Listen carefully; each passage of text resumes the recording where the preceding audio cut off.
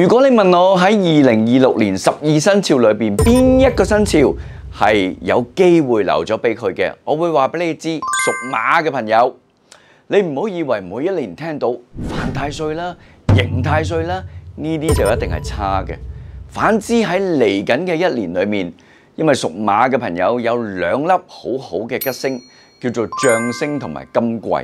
呢兩個尤其是擺喺事業上邊係非常之好嘅。仲有其實犯太歲每年都有一粒吉星叫做歲駕，即係話乜嘢呢？其實喺犯太歲嘅時候，尤其是我哋嘅本命年嘅時候，好多時你會成為所有人嘅焦點所在，甚至乎工作裏邊可能你有一啲好艱辛、好艱難嘅任務，但係話俾你知，如果你搞掂咗，你嘅老闆可能升你職加你人工，甚至乎對你另眼相看。所以你問我，機會係留俾有準備嘅人。屬馬嘅朋友唔好聽一般人講話，哦，犯太歲啊，流年就會好差。唔係㗎，我自己親身個人經歷咁多年嘅犯太歲嘅朋友，機會係俾咗你嘅。有啲朋友好多時喺犯太歲嘅時候升職轉工，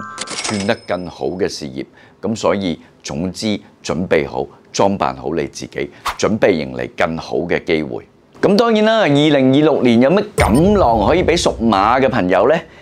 通常我哋話犯太歲會叫做一喜擋三災，揾啲開心嘢咯。即係可能咁啱你要結婚，你要生小朋友嘅，呢個都係一個好嘅年份，啱做㗎啦。甚至乎搬屋搬大啲嘅地方，甚至乎買架車開心下，呢啲全部都係叫一喜擋三災，去幫助你減少你嘅煩惱。但係都係嗰句啊，因為喺2026年，屬馬嘅朋友，除咗犯太歲之外，有一個叫刑太歲。刑太歲即係話，可能有時你會得罪咗人，甚至乎因為自己做錯咗一啲嘢，而令到自己唔開心。咁但係咁講啊，成功嘅人士好多時都係成為眾矢之的嘅。咁所以睇下你究竟喺2026年，你想上位啊，定係話做一個冇人知嘅人物啦？聽完12生肖運程，其實係唔係每一年好同壞都係靠你嘅出生年份咁簡單呢？當然啦，以我哋做玄學命理嘅話俾你知，其實12生肖運程絕對係有得參考嘅價值。每一年我哋都會去睇嘅。咁但係同時間，其實一個人嘅命理，同一個生肖裏邊都有好多唔同嘅變化組合啊。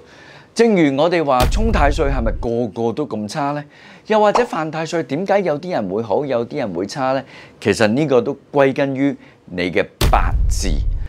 因為我哋一般講命理，除咗講你嘅出生年份之外，亦都會有你嘅出生月份啦、出生日子啦，同埋出生時間。呢一個我哋就組成一個叫做八字命理，或者叫做生辰八字，裏面嘅資訊多好多咯。當然，一個屬馬嘅朋友，佢嘅八字同另一個都係屬馬嘅朋友，可以係參天拱地。因為一年裏邊，除咗因為你係屬馬而犯太歲，其實喺呢個八字裏邊仲有好多唔同嘅內容信息。有啲朋友可能係八字裏邊多咗好多令佢容易出問題嘅八字信息，所以喺2026年佢嘅犯太歲會覺得特別差。但係有啲朋友相對地佢只係屬馬啫，但係好多其他嘅信息係好嘅，咁所以喺2026年佢嘅犯太歲覺得特別好，甚至乎升職加薪，步步高升。咁所以如果你問我真係要去了解多少少八字嘅時候，其實淨係睇一個生肖運程係唔夠嘅。最好話俾大家知，其實我哋喺八字裏邊唔淨止睇下流年運程啊，我直頭可以用你嘅八字去幫助你點樣佈你嘅風水佈局，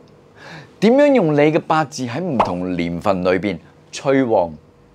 財運，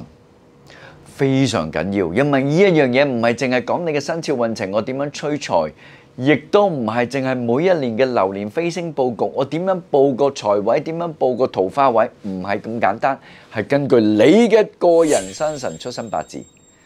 有唔同嘅秘法喺入邊。